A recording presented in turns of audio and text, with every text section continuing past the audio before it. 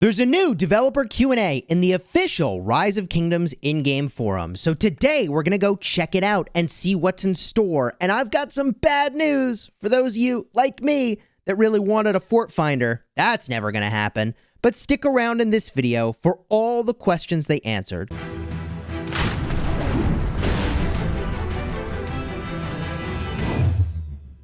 Hello my friends and welcome back. I'm Chisgule Gaming, and I gotta give a big shout out at the beginning of this video to Bat, who clued me in to the fact that this new Q&A, the developer feedback, had been released in the official in-game forums in Rise of Kingdoms. And if you like Rise of Kingdoms news and information as soon as it lands, subscribe to the channel. I now have over 1,800 videos dedicated to making you a better player in Rise of Kingdoms. So subscribe so you don't miss my next upload.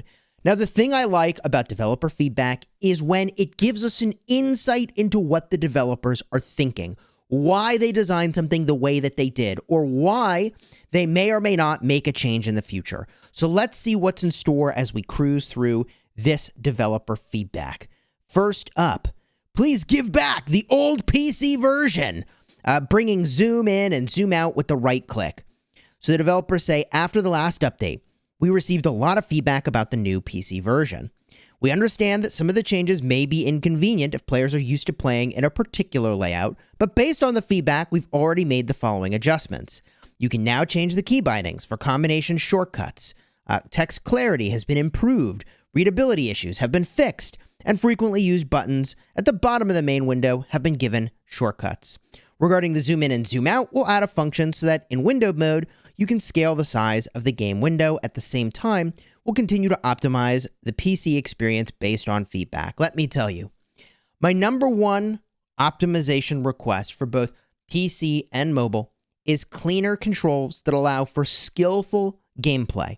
I'm not talking about insane high APM craziness, but just like the ability to feel like I can send my march where it needs to go, decipher in a big fight where my marches are, and target the thing I want to target in that big fight.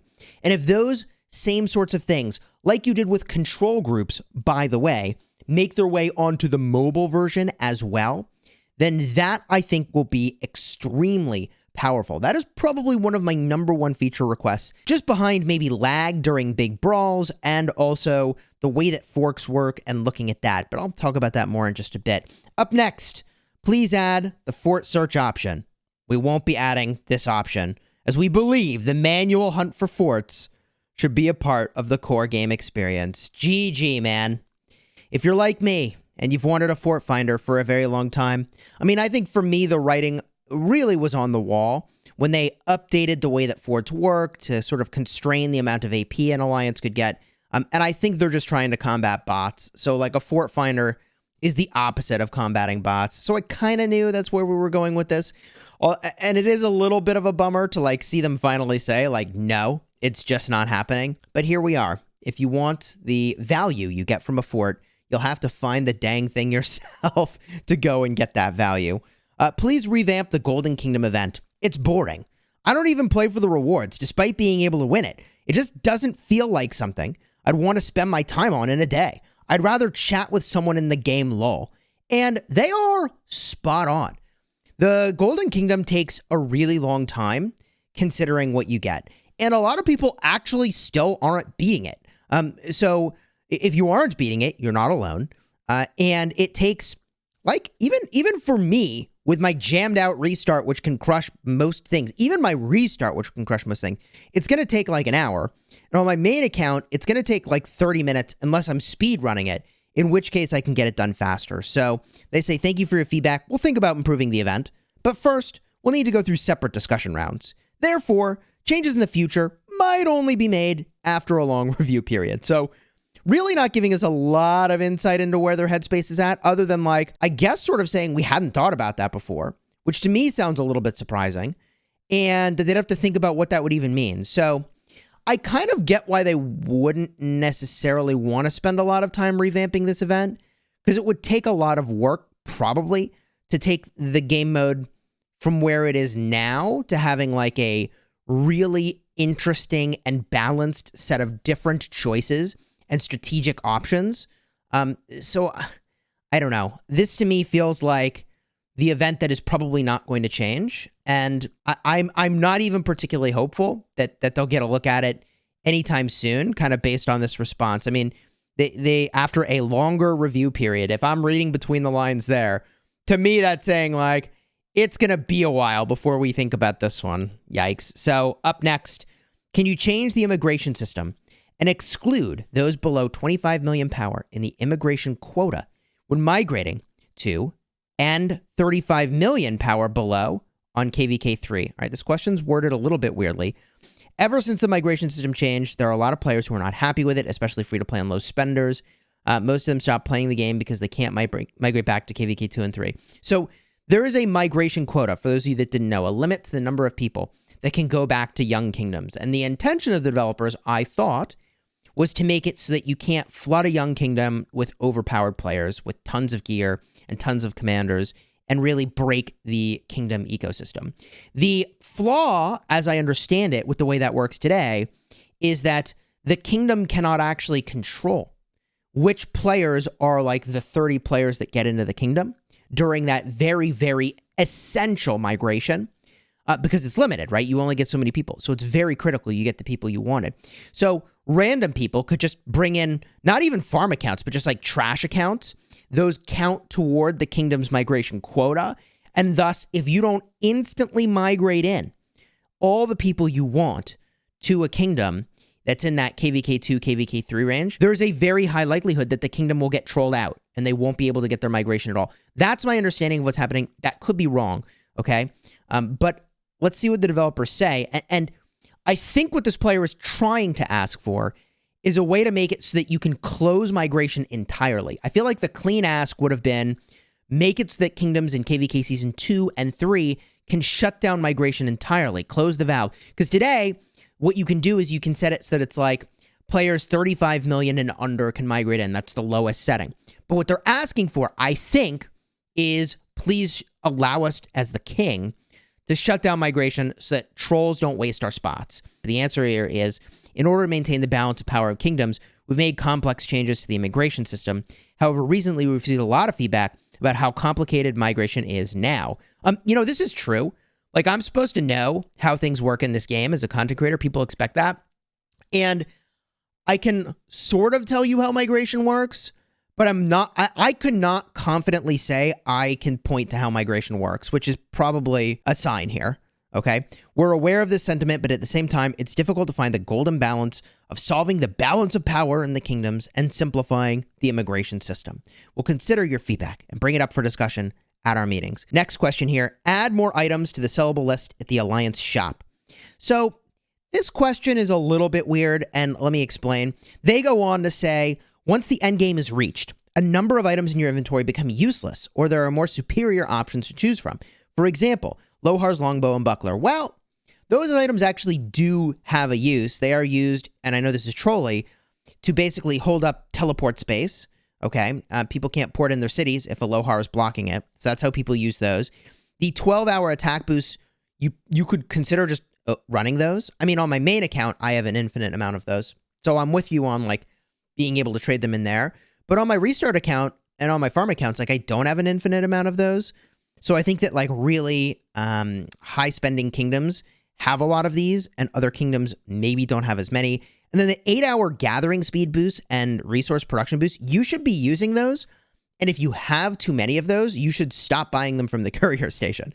And I have done that on my restart, and I now run out of some of those things. Maybe not the gathering speed boosts, but I'm on my way to that. So I think some of these things they're asking for here, unfortunately, should be just managed by the player.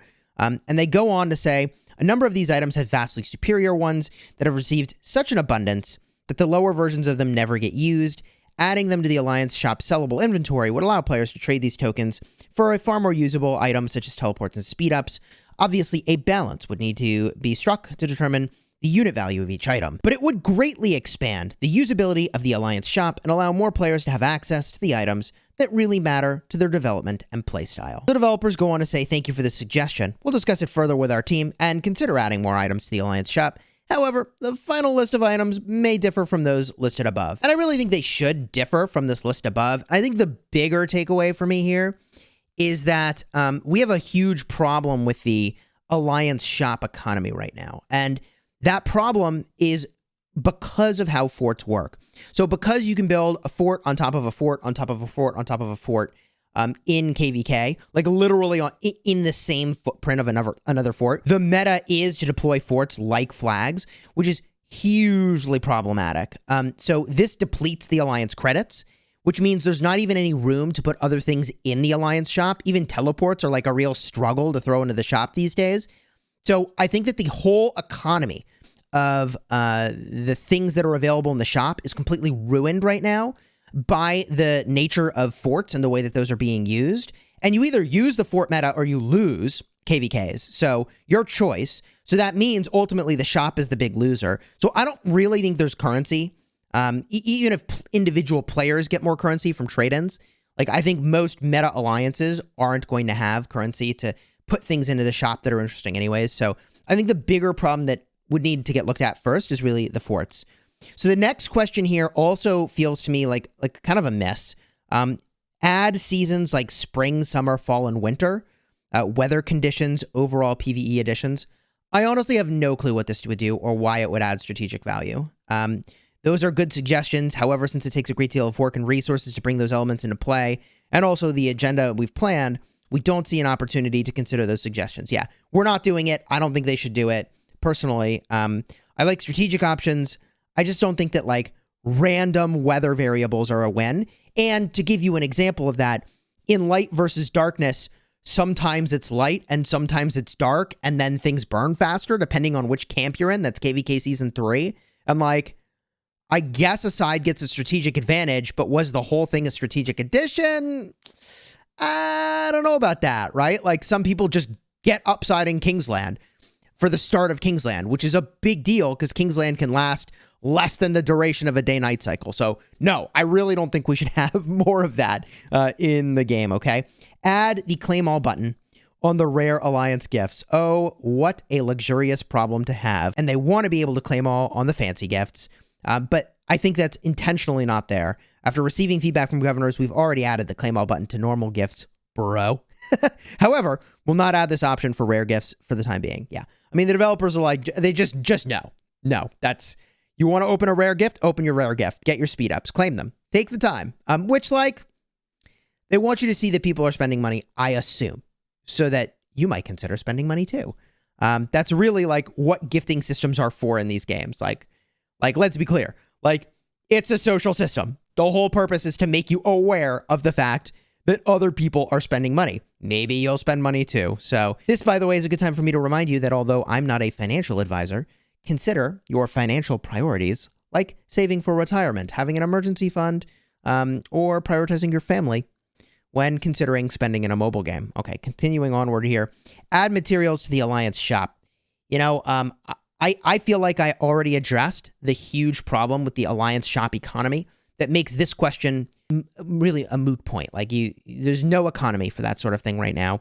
And their answer is, we're always trying to find new ways to allow players to get more materials, but adding materials to the Alliance doesn't seem like a good change when it comes to balancing the value of materials. Therefore, we won't be bringing this change to the Alliance shop. So GG, not going to happen. Next one is only a small thing, but make it so we can decline friend requests. Thank you for the suggestion. We forward this to our IM department.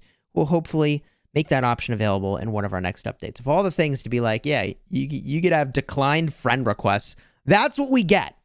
So, this Q&A, I mean, you can tell my tone is like a little weird because normally I feel like we get really good insight into what might be coming into the game. What should we look forward to? What were the developers thinking? And I feel like from this Q&A, I didn't take away as much of that as I normally maybe would. They did answer a bunch of questions. They basically said things are balanced as intended, right? Like, to clue into a Lord of the Rings joke, right? Like, a wizard arrives precisely when they intend. Never early, never late. Like, they made things the way they made things. They're designed the way they're designed. They were intentional choices. So for those of you wondering, were these intentional choices? They were. And if I were saying, like, what are the most important questions I would want answered if I were asking questions for a Q&A, are the developers continuing to look at how to mitigate lag at pass openings?